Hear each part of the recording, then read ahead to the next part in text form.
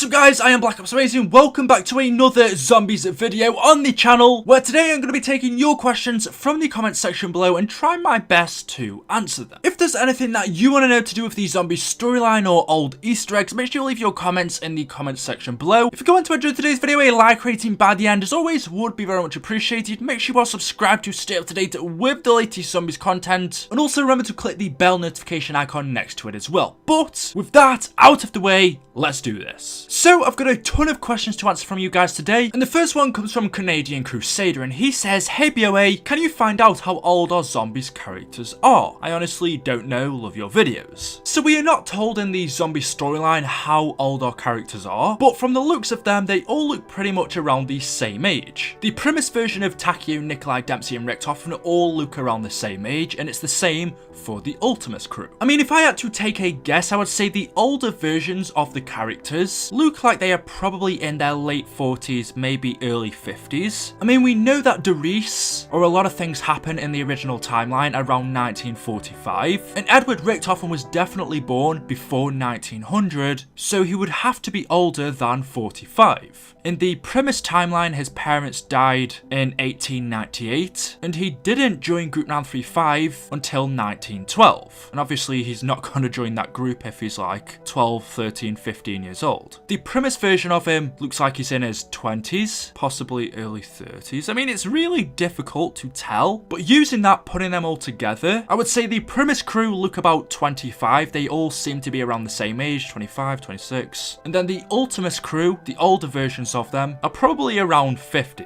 But again, that's just a guess and using the dates that we've been given. But again, I really don't know. Let me know what you guys think about that in the comment section below. It'd be interesting to see what you guys think. The next question is from Jackson Francis, and he says, "Why was the space dog in the game?" So we can see on Moon, and as we know, we have this cool Easter egg in which outside the map you will see this space dog roaming about. Why is it in the game? Well, it has no significance to the story. It's just simply a, as I just said, a cool Easter egg that Treyarch added in. Because in the original version of Moon on Black Ops, there was rumours that there was a space dog Easter egg. Obviously, as we know, there wasn't. But then I believe it was MC Sportshawk who made a deal with Jason Blundell. I can't exactly remember what the deal was, but in return, that would mean that Jason Blundell would have to put a space dog Easter egg on Moon. And obviously that came into effect, whatever the deal was, it happened, and so we see the space dog on Moon. There's no significance to it, it's just an Easter egg. Ryan Brennard says, "Hi Black Ops Amazing, I have a question. Who created the focusing stone? Hope you get to see this." So if you've done the Shangri-La Easter egg, you should know that the focusing stone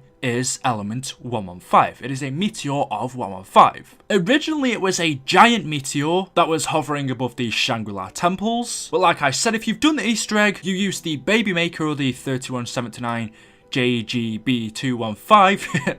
You use the Baby Shrinker, I'm just going to call it that, the wonder weapon in Shangri-La to shrink the massive meteor of element 115 down, so it turns into the smaller version that we pick up in Shangri-La. The focusing stone basically is just a small meteor of 115 that we shrink down. And as we know, on Moon we use both the focusing stone and the golden rod that we got from Call of the Dead. We fuse them both together, and we then use this to open up the MPD, so Richtofen can switch bodies with Samantha and take control of the zombies. Thabish Shahar says, "I'm sorry if I pronounce any of these names wrong, but you say Black Ops Amazing. When are you showing your face?" Now, a lot of people always ask me this, and I try and reply to people who ask me in the comment section below. I always see other people replying to this comment as well, but I've probably done about 20 face videos on my channel. I actually did a face reveal probably 3 years ago now. It's just very rare that I include my face in my videos. I mean, I don't really see any need to. I'd rather show gameplay than just my face talking over, because it's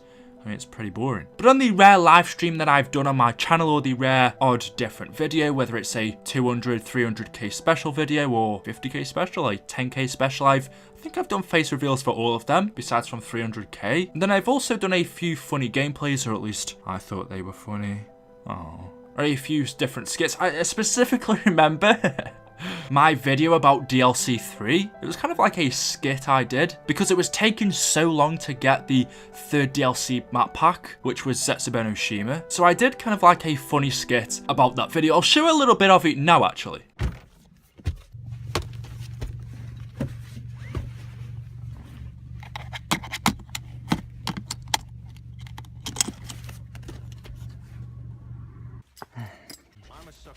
medieval castles. That's where we're going in Horizon Drag. I'm a sucker for medieval castles. I gotta do this for you guys. Silent night, holy night. Quite annoyed right now because DLC 3 isn't in. It does feel like we've been waiting absolutely ages, and I think part of the reason for that is I'm on someone's drive. So that was it. If you want to check the full video out, I will link it down in the description. I mean, I suppose I could show my face on more videos if you guys wanted that. I do like to do these personal questions, and I would love to do personal things on my channel now and again, but it's only really when the opportunity comes up, hence why most of you probably haven't seen me before. I remember I did another one about the transit crew as well, but yeah, I enjoyed making that video. On the rare occasion, I have showed my face, just not something I usually do, just because there's no reason to. The next question is from Rare Titanium, and he says, "Hey BOA, in Nuketown Zombies," get ready for this, "when you hear the transit bus, maybe instead of route A, what if the bus was on route B?" Oh god, who remembers transit bus route A and B? So this was a massive, I don't even know what to call it, an Easter egg, a big speculation in the community for about a year. Basically, in transit, as you know, we have one route. The bus only ever takes one route, the same path around transit. But I believe the route that the transit bus takes is route A. Now, where specifically did this all come from? In transit, you can see this board which has a map on it, and then we also have two different routes. We have route A and route B. It says for route A, the one we take, no night services available. And obviously we have a lot more times than route B. But getting back to the point, as I said, route B was a rumour for a very long time. A lot of people were searching for it, were trying to find a bus route B, we're trying to see if there was another Easter egg, if the bus could take us down a different route, maybe to a different place, but it never did. And I think now we can clearly say that that is 99.9% sure a myth, that there's no such thing as bus route B. You can see behind in transit there is another road leading off down other paths, and there's also other roads in transit that lead off to other places that are blocked off by debris and rubble, that a lot of people said that maybe if we clear this or find the secret to this, that could be bus route B. But like I just said, that never came to be. As you say in this comment, we know that the transit bus took a route from Nevada, Nuketown, from this Broken Arrow facility around this area, and then drove all of the way to Washington in Hanford. And as you said, maybe that is bus route B. I mean, I don't want to get into this whole thing again. We went through this for a year, and boy, was it tiring. Do I think there's a bus route B?